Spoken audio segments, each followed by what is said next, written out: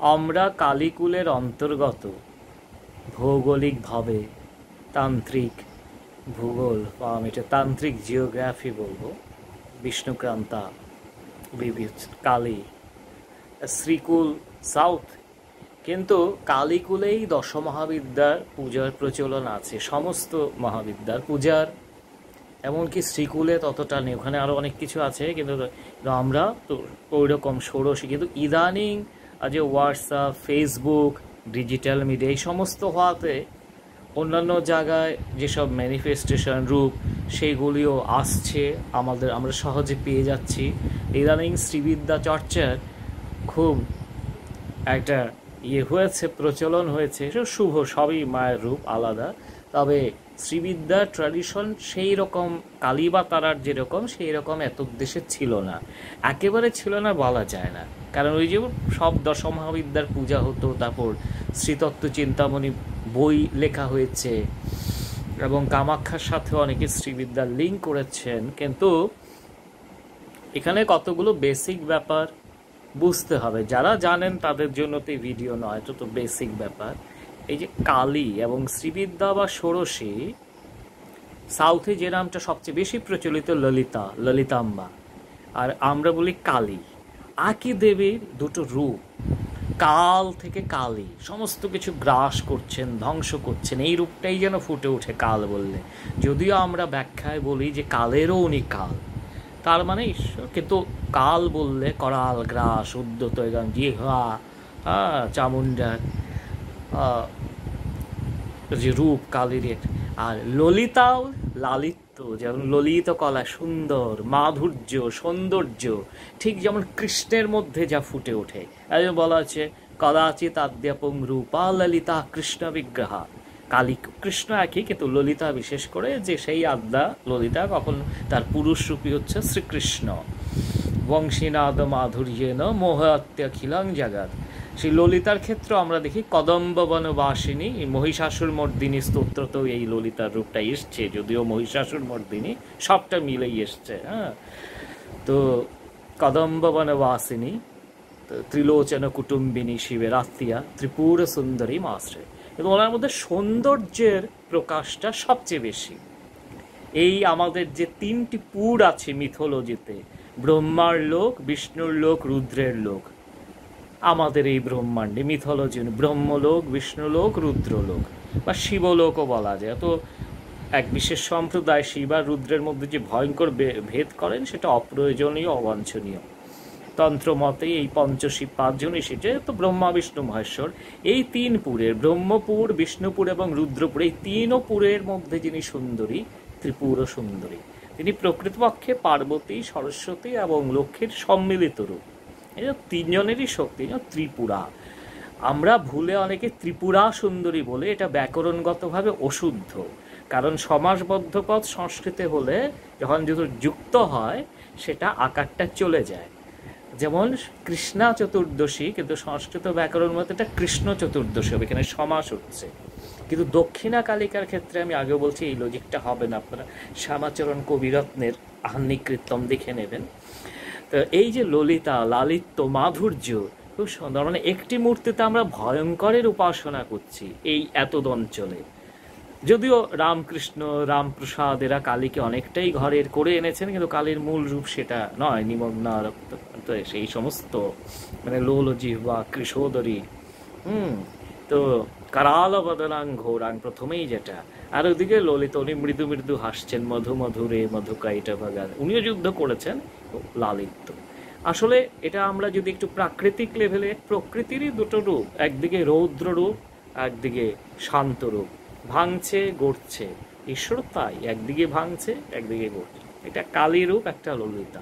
আসলে দুটোর মধ্যেই দুটো আছে, কালীর মধ্যেও ললিতা আছে, ললিতার মধ্যেও কালী আছে। এই জন্য তন্ত্রে বলেছে আবার কালী তু দ্বিবিধা প্রোক্তা রক্তা কৃষ্ণ প্রভেদত, রক্ত কৃষ্ণ প্রভেদত, কৃষ্ণা তো কালিকা প্রোক্তা রক্তা তো সুন্দরী মাতা। যে কালী হচ্ছে দুরকম, লাল কালী আর কালো কালী। আমরা যে ছোটবেলা, তো কালো কালী হচ্ছেন কালিকা, রক্ত কালী হচ্ছেন ললিতা। যদিও রক্ত কালী বলে আলাদা কালী আছে, কিন্তু তো ওনার যখন আমরা দেখব আমরা যদি ললিতার তাত্ত্বিক মূর্তিটা, কারণ ললিতা কালী তন্ত্রের সমস্ত মূর্তি অধিক কি হিন্দুইজমের সমস্ত দেবদেবের মূর্তি, যে সমস্ত মূর্তি অন্তত ঋষিরা ধ্যানে দিয়ে গেছেন, এই সবই তত্ত্বময়ী মূর্তি। নিগমানন্দ পরমহংসদেব যদিও বলেছেন কালী তারা ইত্যাদি তত্ত্বময়ী এবং কৃষ্ণের মূর্তি সব লীলাময়ী, সেটা ওনার ভক্ত, কিন্তু সব মূর্তিরই বিভিন্ন তত্ত্ব আছে। তো এইখানে আমরা যদি দেখি প্রকৃতপক্ষে আপনারা বুঝবেন যে ললিতা মূর্তির অর্থটা হচ্ছে ভগবদ গীতার কথাটাই বলা হয়েছে। কারণ ললিতা উপাসনা ব্রহ্ম উপাসনা, কালী উপাসনা যে কোনো উপাসনাই নিষ্কামভাবে করলে ফাইনালি ব্রহ্ম উপাসনা হয়। তো ললিতার আমরা যেটা দেখি গীতায় যেটা কি বলেছে, वीत राग भय क्रोध मन्मया मम उपाश्रिता भगवद ज्ञान तपसा, মানে রাগ ভয় ক্রোধ, वीत রাগ ভয় ক্রোধা, वीत মানে গণ, রাগ ভয় ক্রোধ এগুলোকে ছাড়তে হবে, আমরা তো ছাড়তে তখন উপাসনায় ঢোকা যাবে। তো এই ললিতার মূর্তিটা যদি আমরা দেখি, ললিতা সহস্র নামে এখনই মিলাবো, श्रीमाता श्री महाराजणी श्रीमत् सिंहासनेश्वरी चिदग्निकूण सम्भूता देवकार्य समुद्यता, এটা প্রথম লাইন। उद्यत भानु सहस्राभा चतुर्बाहु समन्विता रागस्वरूप पाषाढ़्या क्रोधाकारं कुशोज्ज्वला मनोरूपेक्षुकोदण्डा पंचतन्मात्र सायका निजारुण प्रभापूरमज्जद ब्रह्माण्डमाडला। এই এতটুকু থাক। এখন বলছেন রাগস্বরূপ পাষাঢ়্যা, ওনার এখানে পাশ আছে, পাশটা কিসের প্রতি? রাগ মানে অনুরাগ, বাংলায় রাগ মানে মাথা, সেই অনুরাগ থেকেই এসছে, গীতায় আছে কাম বাধা পেলে ক্রোধের উৎপত্তি হয়। আমরা কিছু চাইছি পাচ্ছি না, সে শারীরিক সুখ হোক, ঐহিক মানে আর্থিক হোক, সমস্ত না পেলে মাথা গরম হয়ে যায়। তো এই জন্য কাম ধায়ত বিষয়, এই গীতার সঙ্গে আমি ললিতাটা মেলাচ্ছি। এই রাগ স্বরূপ পাষাঢ়্যে, এই পাশটা, এই অনুরাগগুলো হচ্ছে আমাদের পাশ। তো এটা ওনার হাতে আছে, ওনার কন্ট্রোলে আছে। ক্রোধাকারাঙ্কুশোজ্জ্বল, ওনার হাতে যে অঙ্কুশ, এটা ক্রোধের প্রতীক, এটা আমি বানিয়ে বলছি না, সহস্র নামে লেখা আছে, তার মানে ওই গীতার কথা। ক্রোধাকারাঙ্কুশোজ্জ্বলা মনোরূপেক্ষু কোদণ্ডা, এই তার মধ্যে যে ধনুকটা, আমরা এদিকে ধনুক দিয়ে, ওরা ইক্ষুদণ্ড দেয়, মানে আখের দিয়ে ধনুক বানানো হয়, এটা হচ্ছে মনের প্রতীক, এটা হাতে ধরা আছে। পঞ্চতন্মাত্র সায়কা, এই রূপ রস শব্দ গন্ধ স্পর্শ, এই পাঁচটাকে বলে পঞ্চতন্মাত্র। খিতি অব তেজ মরুদ্যম, পাঁচটার সাটল রূপ, এটা ওনার হাতে ধরা, তাই উনি হচ্ছেন ললিতা। অর্থাৎ মনকে কন্ট্রোলে রাখতে হবে, বিশেষ করে ক্রোধ, অনুরাগ এবং আমাদের যে রূপ রস শব্দ গন্ধ স্পর্শের প্রতি আসক্তি, এই চারটা হাতে ধরা থাকতে লাগবে, নিজের কন্ট্রোলে থাকতে লাগবে, তবেই ললিতা হওয়া যাবে। তাহলে আমাদের অদ্বৈতমূলক যে যা ভাবে তাই হয়, সেই জিনিসটা যদি লক্ষ্য না করে ফুল বেলপাতা 108টা মালা দিলাম, হেন দিলাম, না কিছু হবে না, তখন এটা ব্রহ্ম উপাসনা হয় না। তো ভক্তির সঙ্গে যদি সেটা করা হয় তাতেও উন্নতি আছে, কিন্তু এই প্রতীকটা বুঝতে হবে। এবং তারপরে উনি আছেন 6 জন শিবের ওপরে, সেই তার মানে ব্রহ্ম ষট চক্রের ওপরে, এক একটা চক্রে যে এক একজন শিব আছেন। আমাদের মূলাধার, সেটা সকলেই আজকাল জানেন, মূলাধার, স্বাধিষ্ঠান, মণিপুর, তারপর হচ্ছেন অনাহত, বিশুদ্ধ এবং আজ্ঞা চক্র, এই তো পঞ্চব্রহ্মাসন স্থিতা, তারপরে তার উপরে সদাশিব, তার উপরে পরম শিব, তার উপরে উনি শাস্ত্রের উপরে গিয়েছে ব্রহ্ম। তাহলে মানে মূর্তিতে একটা ওই ব্রহ্ম তত্ত্বটাই বুঝিয়েছে। এখন আপনি উপনিষদের লাইনে যদি যান, বেদেন্দ্র ওরা এত স্পেসিফাই করেনি যে এতটা শিব, এতটা চক্র, ব্রহ্ম সব কিছুর বিয়ন্ডে, সেটা ধরে থাকলেই হলো। কিন্তু তন্ত্র বা পুরাণ এই সমস্ত জিনিসটা একেবারে উচ্চ ব্রহ্মতত্ত্ব যারা বুঝতে পারবে না, ওদের জন্য করা হয়েছে মূলত, মানে আমাদের জন্য। আমরা রূপ রস শব্দ গন্ধ স্পর্শ এসবে আসক্ত, আমরা একেবারে নির্গুণ নিরাকার সেসবে যাব কি করে? তাই কিছু কিছু রূপ রস মূর্তি কল্পনা, ঈশ্বর, চন্দন ফুল, আস্তে আস্তে ঈশ্বরমুখী করে পরে এইগুলো চলে যাবে চিত্তশুদ্ধির জন্য। গৌড়ীয় বৈষ্ণব বা শুদ্ধ ভক্তরা আবার এটা মানেন না, সেটা আলাদা, এখানে তাদের কথা হচ্ছে না। তো এই হচ্ছেন ললিতা, এবং তিনি ব্রহ্মাণ্ড জননী বিশ্ব জননী, এই যে মাতৃরূপের সাধনা। এই যে কীট পতঙ্গ থেকে ব্রহ্মা অবধি তারুণী মাতা।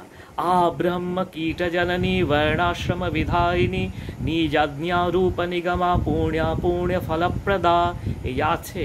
কিন্তু ওনার সৌন্দর্যের যে ডেসক্রিপশনটা ললিতা সহস্র নামে, ললিতা উপাসনার সমস্ত, আমাদের কালীকুলে যেমন সবচেয়ে শ্রেষ্ঠ গ্রন্থ, কিন্তু এটা মনে রাখবেন চণ্ডী। যদিও চণ্ডী টেকনিক্যালি দেখতে গেলে পুরাণের অংশ, কিন্তু এটা তন্ত্র হিসাবেই ধরা হয়। এবং এখানে মহানামৃত ব্রহ্মচারী খুব সুন্দর কথা বলেছেন, যেমন গীতা যেমন হচ্ছে সমস্ত উপনিষদের সার, উপনিষদ তো আমাদের তার সার গীতা, উপনিষদ গাভীর দুগ্ধ। শঙ্করাচার্য বলেছেন সর্বোপনিষদ গাব দুগ্ধা গোপাল নন্দন পার্থবৎস সুধীর ভোক্তা দুগ্ধাং গীতামৃতং মার। ঠিক সেরকম মহানামৃত ব্রহ্মচারী তার অনবদ্য উপমায় বলেছেন তন্ত্র গাভীর দুগ্ধ হচ্ছে চণ্ডী, যেমন উপনিষদ গাভীর দুগ্ধ গীতা, তো তন্ত্ররূপা চণ্ডীটা হচ্ছে এসেস। কিন্তু এটা আমাদের কালীকুলে, শ্রীকুলে এই ললিতা সহস্র নামের গুরুত্ব সমধিক। এবং সেইখানে যে অসুরটাকে ললিতা বধ করেছেন তার নামটা খুব ইন্টারেস্টিং, ভণ্ডাসুর। ভণ্ড, আমরা ভণ্ড বলি বাংলা, মানে হিপোক্রিসি। হিপোক্রিসি নিয়ে চারদিকে মানে এই এবং তার পার্ট হয়ে মহিষাসুর, বিভিন্ন বিষ্ণু যেসব অবতারে যেসব অসুর, সমস্ত তার পার্ট হয়ে আসছে। অর্থটা বুঝতে হবে, মানে সমস্ত জিনিস থেকে বড় অসুর হচ্ছে ভণ্ডামি। এই ভণ্ডামিটাকে মারতে হবে। কি করে মারতে হবে? এই ললিতারটা জন্ম কোথার থেকে হলো? এই যে প্রথমে শ্লোকটা চিদাগ্নি কুণ্ড সম্ভূতা, যজ্ঞের কুণ্ড কিন্তু এখানে স্পেসিফাই করেছে, যদিও পুরাণের দেবতারা ললিতা চিদ অগ্নি, বাইরের আগুন নয়, চেতনার আগুন, সেই রবীন্দ্রনাথের আগুন, মানে যে সমস্ত আগুনের পরশমণি। এই চিদ অগ্নি কুণ্ড সম্ভূতা দেবকার্য সম, দেবতা কারা? আমাদের মধ্যে সৎপ্রবৃত্তিগুলো, গীতার দৈবাসুর সম্পদ বিভাগ যোগ। তো এই আজকে যেটা বললাম গুরুমুখে বাইতেশ, এইটাই প্রকৃতপক্ষে ললিতা উপাসনার এসেন্স। ললিতা সাধনা একদম ব্রহ্ম সাধনা। তো এইভাবে নিষ্কাম যতটা সম্ভব, একবারে নিষ্কাম তো হওয়া যাবে না, দেহ সত্যি কমিয়ে এইভাবে আস্তে আস্তে, তখন এটা কালিতেও করা যায়। তা ইনফ্যাক্ট তাই করতে হয়। তো তার জন্য অনেকে মনোকষ্টে আছেন যে ক্রমসাধনা দীক্ষা পেতে হবে, সাম্রাজ্য, সেই আজকাল তো অনেক রকমই ব্যাপার হচ্ছে। তো কথা হচ্ছে এই যে সদ্গুণগুলো যাতে না আসে এইভাবে এটা, তখন এগুলো করেও লাভ নেই। আর এগুলো যদি এসে যায় তাহলে আর ওসবের দরকার পড়ে না। তো সুন্দরভাবে গীতার ফিলসফি ফলো করে আপনার ইষ্টের প্রতি এটা, তাইলেই এই ভাবগুলো অটোমেটিক আসবে। তো ওই যে বিষয় থেকে পঞ্চতন্মাত্র রূপ, রস, শব্দ, গন্ধ, স্পর্শ, আমাদের বাইরের যে সমস্ত ক্ষিতি অপ্তে, যে মরুদ্যম রিলেটেড যেসব বস্তু আছে, ফুলের গন্ধ, সমস্ত সুগন্ধ, এই সমস্ত কিছুর প্রতি যে ধাবিত হচ্ছে সেটা কন্ট্রোল। এইটাই গীতায় সেম কথা বলেছে। ইনফ্যাক্ট গীতা অনেক আগের, ললিতা সহস্রনাম পরে এসছে ব্রহ্মাণ্ড পুরাণের অন্তর্গত। তো ওইটাই সাটেল ওয়েতে শাক্ত মতে দিয়েছে। এই হচ্ছে দর্শন। বাকি তো রিচুয়াল আছে, রিচুয়ালের উপযোগিতা নেই তা বলি না, কিন্তু আজকাল আধুনিক যুগে এই কম্পিউটার, ল্যাপটপ, সবসময় রিচুয়াল করা সম্ভব নয়। চাইলে করবেন, নাহলে না। কিন্তু অন্তর্জাগ, এমনকি এটা শ্রীকুলেও আছে। আমার আজকের শ্রীকুলে বিশেষ করে সময় আচারে অন্তর্জাগেরই প্রাধান্য দেওয়া হয়, বাইরের জিনিসের অত প্রাধান্য দেওয়া হয় না। এবং সমস্ত শুধু শ্রীকুল বলে যারা এই বড় বড় ঋষি যোগী, তারাও সবসময় অন্তরের জিনিসটাই, অন্তরের ভক্তিবাহী অন্তর্লীন সাধনা, অন্তরঙ্গ। এবং ললিতা সহস্রনামে এটা কিভাবে বলা হয়েছে দেখুন, অন্তর্মুখ সমারাধ্যা বহির্মুখ সুদুর্লভা।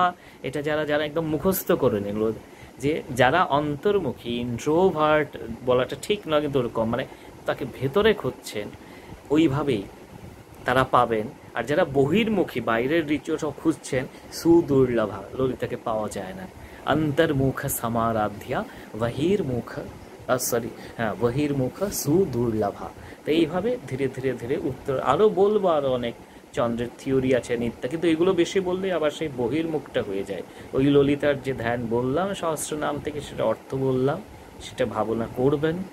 আপনি দীক্ষিত হন নাই হন, এই পথেই এগোতে হবে সবার। তো এই শ্রীমাতা, তো তখন শেষে বলা হয়েছে আবাল গোপ বিদিতা সর্বান্নুল্যঙ্ঘ শাসনা শ্রীচক্ররাজনিলয়া শ্রীমত্রিপুর সুন্দরী শ্রী শিবা শিব শাক্তৈক্য রূপিণীম ললিতাম্বিকাম। এই এক ললিতার মধ্যে শিবা শিব দুজনেই আছে, আলাদা করে এটা একটা শাক্ত মত। যদিও ফিলসফিক্যালি গেলে ললিতার মতটা, সেখানে শিবের ইয়েটা রয়েছে, শিব শক্তির ইকুয়াল, কিন্তু সহস্রনামে বলা হয়েছে তার মধ্যেই দুটো আছে। যেমন আমাদের রিচুয়ালে আমরা যেমন শিব শক্তির পুজো করি, বইতে পড়লে দেখবেন কালী পুজো করলে শিবের পুজো অবশ্যই করতে হয়, কেউ বলে আগে করে, কেউ কিন্তু সেটা দ্বৈত জ্ঞান। কারণ রামপ্রসাদ কালীরই সাধনা করেছেন, রামকৃষ্ণও ডাইরেক্টলি কখনো কখনো শিবকে করেছেন, তো ওরা একদম অন্তরের ইয়ের থেকে গেছে। তারা দুই নেই তো, এই দুইটা যতক্ষণ থাকবে তো যে শিব কালী দুই, এইটাও দ্বৈত, আমি তুমি দুই, এই আনন্দময়ী মা, তখন দুই নিয়া দুনিয়া, উনি কি সুন্দর বললেন। ওই দুইটা ছড়িয়ে আরও এক করে দিতে হবে এইভাবে ধীরে ধীরে। তো এই কিছু বললাম, নমস্কার।